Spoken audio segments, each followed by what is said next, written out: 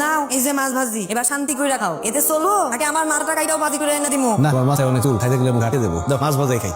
আমি স্যার অন্য কোনো মায়ের লোক পেয়ে দূরের কথা তুলে রাখেছো, আমি তো ফোন করে ফেলাম। আরে স্যার আপনার ফোন আইছে। আপনি কি শফিকের ছোট ভাই ইমরান হইছেন? জি আমি ইমরান, আপনি? আমি শফিকের লগে একসাথেই কাজ করি ভাইতে, আমি শফিকের বন্ধু। ও আপনি ফোন দিলেন যে ভাইজানে কই? আপনার ভাইজান অ্যাক্সিডেন্ট করছে, এখন তো এনে হসপিটাল আছে। আপনার মা আর ভাবিরে তার লেগে লইতে পারে। কিরে বাবা? মা ভাইজান, ভাইজান তুই জানো শফিক? ভাইজান নাকি সকালে কাজে যাওয়ার সময় অ্যাক্সিডেন্ট করছে।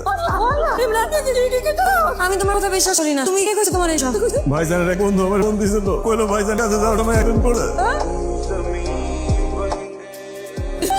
ইমরান, তুমি এসে আমার স্বামীরে দাও, আমার স্বামীর মুখে মা ভাইজানের মুখ দেখতে চায় না, একটু করতে পারো না ভাই ভাই।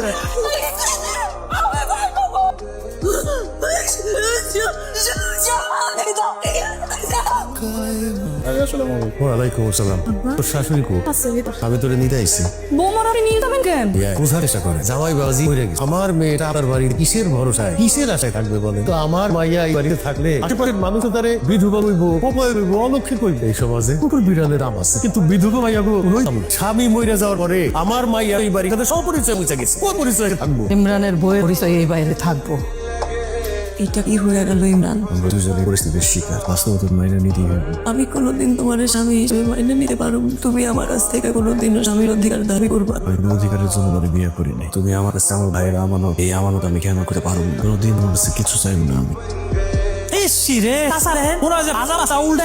কিছু জানে না, কিছু বোঝে না। তুই যে তোর বাবির লগে হাতে না ধরা পড়ো, তোর মা যে তোর বাবির লগে তোর বিয়া পড়াই দিছে, জানো কিছু? হ্যাঁ, তোর বাবির লগে তো তোর অবৈধ সম্পর্ক ছিল বইলাই। তোর ভাই যাই এটা আত্মহত্যা করে মরে গেছে। কথা লুকে তার বেশি নেই। হ্যাঁ, এটা সত্য ঘটনা। হারামির বাচ্চা, তুই আমার ভাবি আর আমার নিয়ে আমি খবর দেস। আজকে তোর আমি জানি ভাই, আমার নিষ্পা ভাবির নিয়ে যদি কোনোদিন বাজে কথা কস করার কারণ না নাই।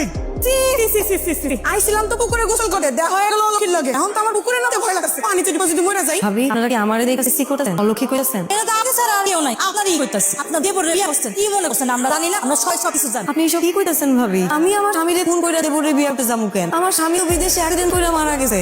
না, অ্যাক্সিডেন্টে মারা যায় নাই। আমার জামাই বিদেশে আত্মহত্যা করছে। আপনার কি মাথা খারাপ হয়ে গেছে? সে আত্মহত্যা করে যাবো কেন? তার নামের লগে যাতে দেবরের একটা অবৈধ সম্পর্ক আছে, এই আপনার জামাই যাই না গেছিল। আল্লাহর ভয় লাগে ভাবি। আদায় কোন এই কথা করেন না, আমার মিথ্যা অপবাদ দিয়েন না।